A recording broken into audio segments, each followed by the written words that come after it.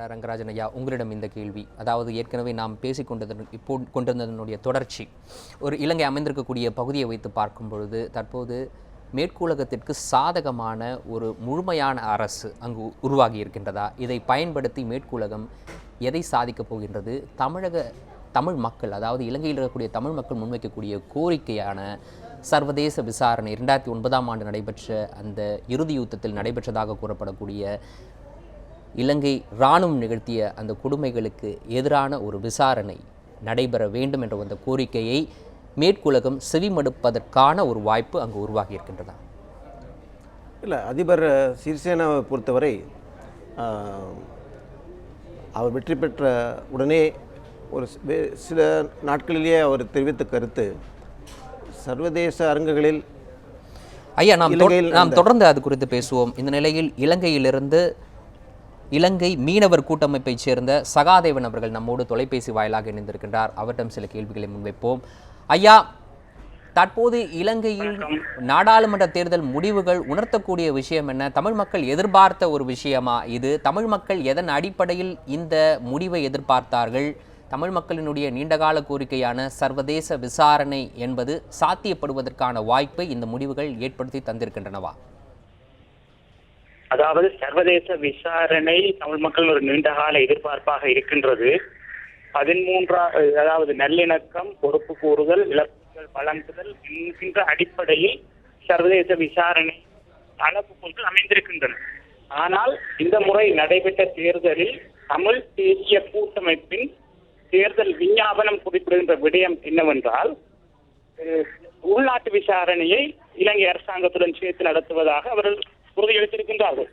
அதனால் சர்வதேச விசாரணை என்கின்ற அந்த பதம் மிகவும் பலவீனம் அடைந்திருக்கின்றது. அடுத்ததாக மிக முக்கிய விடயம், இந்த 13வது திருத்தம், அதை நடைமுறைப்படுத்துவது தொடர்பாக இலங்கை அரசாங்கத்துடன், அதாவது தமிழ் தேசிய கூட்டமைப்பு சில உடன்படிக்கைகளை எட்டியிருப்பதாக அறிகின்றோம்.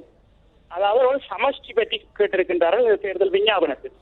ஆகவே இப்போது அமைந்திருக்கின்ற நாடாளுமன்றம், இந்த நாடாளுமன்றத்தின் எதிர்காலம் இந்திய நலன்களுக்கு சார்பானதாக அல்லாமல் மேற்குலக நலன்களுக்கு சார்பானதாக ஒரு நாடாளுமன்றமாகவே நம்மால் பார்க்கக்கூடியதாக இருக்கின்றது. நன்றி ஐயா, எங்களுடன் இணைந்து உங்களுடைய கருத்துக்களை பகிர்ந்து கொண்டமைக்கு மிக்க நன்றி. சகாதேவன், இலங்கை மீனவர் கூட்டமைப்பு.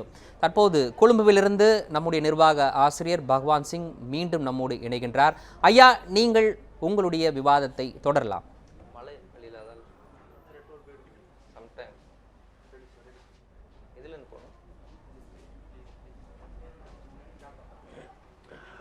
மதன், நம்ம பேசிட்டு இருந்தோம் இந்த இன்னும் வரக்கூடிய டிஸ்ட்ரிக்ட்ஸ், இன்னும் 8 டிஸ்ட்ரிக்ட்ஸு. அதில் என்னென்னா ஆக்சுவலாக பார்த்தீங்கன்னா யூஎன்பி, அதாவது ரணில் விக்ரமசிங்கவுடைய சப்போர்ட் பேஸ் தான் கூட அங்கே அப்படின்னு நம்ம சொல்லிட்டு இருந்தோம். நிச்சயமாக இதில் பார்த்தீங்கன்னா இன்னும் வரவிருக்கின்ற இந்த தொகுதிகள் என்ற கொழும்பு, கம்பஹா, இவை பெரும்பாலும் அநேகமாக இந்த கம்பஹாவில் ஓரளவு யூபிஎஃப்ஏக்கு சாதகமாக இருந்தாலும் கொழும்பு பெரும்பான்மையாக ஐக்கிய தேசிய கட்சிக்கு முற்றுமுழுதாக. நம்ம மதன் கொஞ்ச நேரத்துக்கு முன்னாடி கிடைச்ச தகவல், கொலம்போ சென்ட்ரல் வந்திருக்கு, கவுண்ட் வந்திருக்கு 79,968 ரணில் விக்ரமசிங்க யூபிஐக்கும், யூபிஎஃப்ஏ 11,000, வெறும் 11,489. அதேதான், இந்த வித்தியாசம் கொழும்புல காணக்கூடியதாக இருக்கும். கொழும்பு பெரும்பாலும் ஐக்கிய தேசிய கட்சிக்கு சாதகமான கட்சி இடமாக இருக்கின்றது. அதே போல் அதாவது இது ஒரு ரிஃப்ளெக்ட் ஆகுது, அதாவது யூஎன்பி ரணிலுக்கு அர்பன் ஓட்டர்ஸ் கூட, அப்புறம் மஹிந்த ராஜபக்சே ஒரு ரூரல் சப்போர்ட் இருக்கு. நிச்சயமாக அந்த தன்மை இருக்கின்றது. ஆனால் அந்த கொழும்பை பொறுத்தவரையிலே அந்த பரம்பரையாக வாக்களிக்கின்றவர்கள் அந்த ஒரு கட்சி சார்ந்தவர்களாக வாழ்க்கின்ற நிலைமை இருக்கின்றது. மஹிந்த ராஜபக்ச ஒரு உயர்ந்த ஸ்தானத்தில் இருந்த பொழுதிலும் கூட, ஒரு யுத்த வெற்றியினுடைய கதாநாயகனாக இருந்த காலத்திலும் கூட, கொழும்பை பொறுத்தவரையில அவரால் முற்றுமுழுதாக வெற்றி பெற முடியவில்லை. ஆக அந்த கொழும்பு என்பது ஐக்கிய தேசியனுடைய ஒரு கோட்டையாகவே தான் இருக்கின்றது. ஐக்கிய தேசிய கட்சியினுடைய ஒரு கோட்டையாக இருந்து வருகின்றது. ஆக இதில் மாற்றத்தை உருவாக்குவது என்பது அவ்வளவு சாத்தியப்படக்கூடிய இல்லை. ஆகையினால்தான் அந்த கொழும்புக்கு என்று ஒரு தன்மை இருக்கின்றது. அந்த வாக்கு வீதமும் அதிகரித்த வாக்காக இருக்கும். அது பெரும்பாலும் ஐக்கிய தேசிய கட்சிக்கு சாதகமாக இருக்கும். அதே போல்தான் நீங்கள் ஏனைய வெளிவர இருக்கின்ற பட்டிகலோ, திகாமடல், இந்த இடங்களும் மட்டக்களப்பு, அம்பாறை பிரதேசங்கள், அம்பாறை மாவட்டங்கள், இந்த இந்த இரண்டுக்குமே வந்து முற்றுமுழுதாக ஐக்கிய தேசிய கட்சிக்கு சாதகமானது. இதில் அம்பாறையை பொறுத்தவரையில, திகாமண்டலை பொறுத்தவரையில மஹிந்த ராஜபக்சவனுடைய, அதாவது யூபிஎஃப்ஐக்கும் ஓரளவு வாக்குகள் இருந்தாலும் இவை ஓரளவு இதை பெரும்பான்மையாக ஐக்கிய தேசிய கட்சிக்கு சாதகமாக இருக்கும். அதே போல்தான் நூரலியா, கேண்டி இவையும் கூட ஐக்கிய தேசிய கட்சிக்கு சாதகமானதான் இருக்கும். ஆக ஒட்டுமொத்தமாக பார்த்தீர்களால் எஞ்சி உள்ள இந்த ஆசனங்களின் அடிப்படையிலே நிச்சயமாக இந்த இப்பொழுது வரை இருக்கின்ற இந்த ஆசனங்களின் அடிப்படையிலே ஐக்கிய தேசிய கட்சிக்கான ஆசனங்கள் என்பது ஓரளவு அதிகரித்ததாக காணப்படக்கூடிய சாத்தியம்தான் தற்போதைய சூழ்நிலை இருக்கின்றது. இப்போ யூஎன்பியில ரணில் விக்ரமசிங்கக்கு ஒரு 100லேருந்து 110 வரைக்கும் அப்படின்னு பேசிட்டு இருந்தாங்க. ஆனா அந்த போல இப்போ வந்துடும் அப்படின்ற மாதிரி ஒரு ஓரளவுக்கு சாத்தியம் இருக்கின்றது. வந்து அந்த இந்த தொகுதியில் பொறுத்தவரையிலே இப்பொழுது அவர்கள் 56 ஆசனங்களை பெற்றிருக்கின்றார்கள். வந்து இன்னும் வர இருக்கின்ற அந்த 8 தொகுதிகளை பொறுத்தவரையிலே அவர்கள் 98, 104 ஆசனங்களுக்குள் வருவதற்குரிய சாத்தியக்கூறுகள் இருக்கின்றன. அதாவது 225 பார்லிமெண்ட் எம்பி சீட்ஸ் இருக்கிற இந்த இலங்கை பார்லிமெண்ட்ல மெஜாரிட்டி வரணும்னா அந்த மேஜிக் நம்பர் 113. ஸோ இந்த 113க்கு ரொம்பவும் எட்டவும் கூடாது, தள்ளியும் இருக்க முடியாது. தள்ளி போனா மஹிந்த ராஜபக்ச வரக்கூடும்.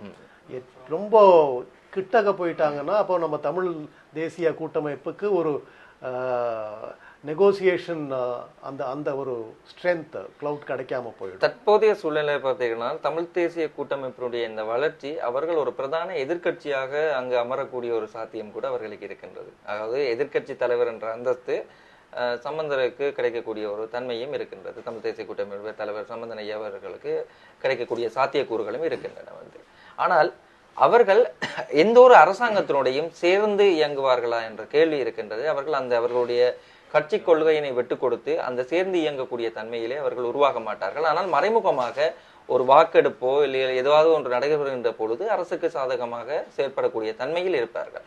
அதே போல்தான் ஜேவிபியை பொறுத்தவரையிலும் இதே நிலைமை தான் காணப்படும். வந்து ஜேவிபி அவர்களுடைய கொள்கை அடிப்படையில் கூறியிருக்கின்றார்கள், 2 கட்சிகளுக்குமே நாங்கள் ஆதரவு வழங்க மாட்டோம், நாங்கள் ஒரு நடுநிலையான கட்சியாகத்தான் இருக்க போகின்றோம் என்று. ஆக அவர்களுடைய தன்மையும் நடுநிலை தான் இருக்க போகின்றது.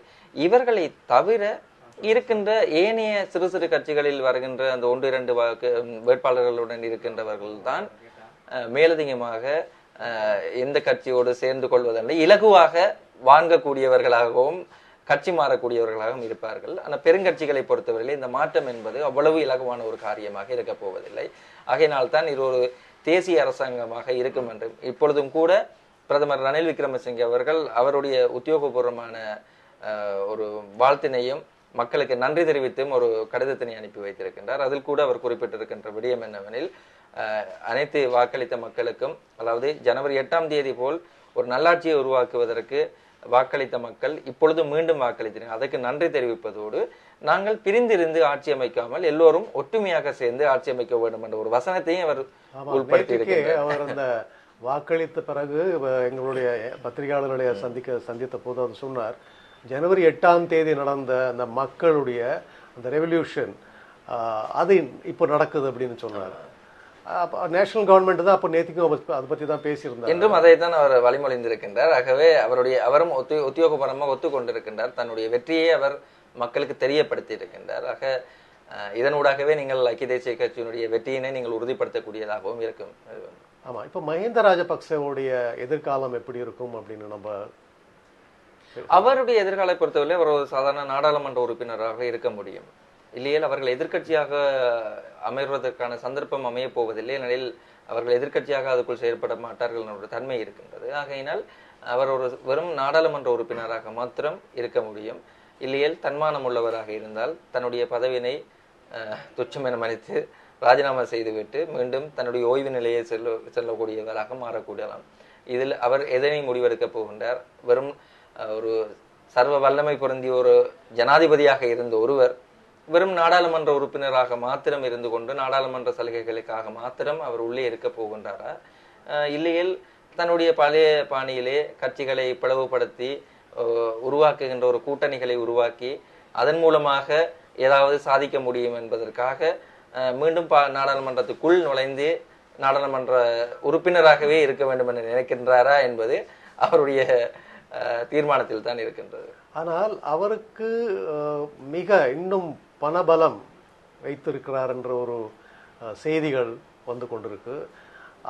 அந்த பணபலத்தை வைத்து இந்த யூபிஎஃப்ஏல இன்னும் ஒரு பிளவுபடுத்தி மைத்ரிபாலாவை ஒரு இக்கட்டான சூழ்நிலைகளை உருவாக்க முடியும் அவரால். பணபலம் என்பது அவருக்கு மீதான குற்றச்சாட்டாக இருக்கின்றது. ஆனால் அவர் கூறுகின்ற விடயம், என்னுடைய வங்கி கணக்கில் $1 காண்பித்தால் நான் என்னுடைய முழுதையும் நான் தந்து விடுகின்றேன் என்று கூறுகின்ற நிலையில் அவர் இருக்கின்றார். தன்னிடம் பணமே இல்லை என்பது போல அவர் காட்டிக்கொண்டிருக்கிறார். ஆனா இப்ப இந்த தேர்தல் முடிவுகள் பார்த்தா மக்கள் அது நம்பல என்றுதான் மக்கள் நம்பல என்றது தோன்றது நிச்சயமாக அந்த மக்கள் தெளிவாக இருக்கின்றார்கள்.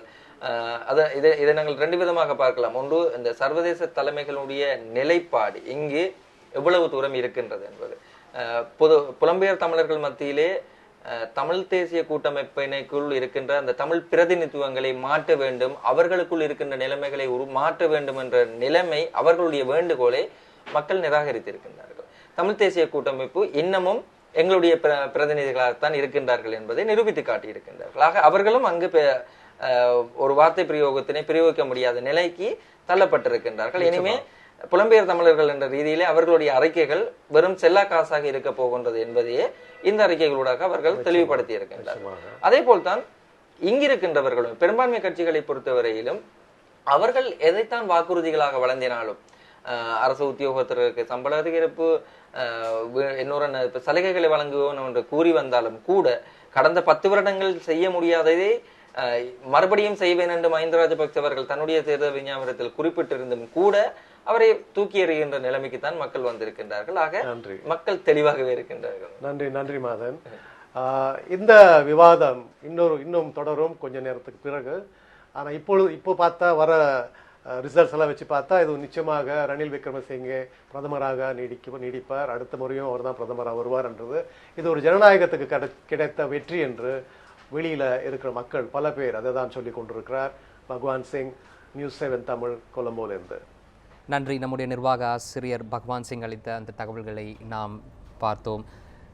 நம்முடன் அரங்கத்தில் இணைந்து பல்வேறு கருத்துக்களை பகிர்ந்து கொண்டீர்கள் மூத்த பத்திரிகையாளர் ரங்கராஜன் அவர்களுக்கு நன்றி. இனி செய்திகள் தொடரும்.